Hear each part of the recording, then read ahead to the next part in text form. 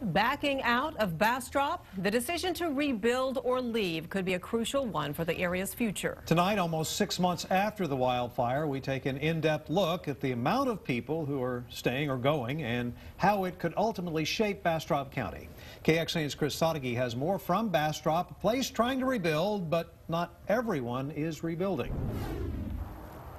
6 months after the fire in Bastrop County, there's a lot of this going on, but there's also still plenty of that. And the future of the county may depend on how many people stick it out and how many leave it all behind. We decided to go ahead and build two side by side. When his house went down, Dan Hugo had a decision to make, and his heart made it for him. His heart is in Bastrop.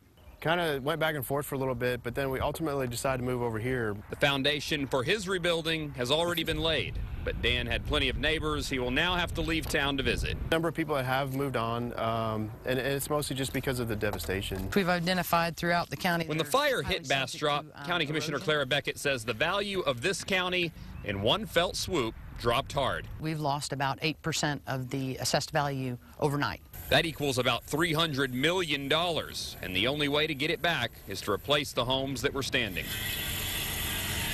There's plenty of building going on, and Beckett says they're off to a good start. Of the more than 1,600 homes destroyed, 439 building permits have been submitted in the county. 271 of those were from fire victims looking to rebuild. And Beckett says that number is probably even higher. Oh, I think the real number is probably about 300 homes, in excess of 20%. Right now, she estimates that 1 out of every 8 lots in the devastated Circle D subdivision has development on it.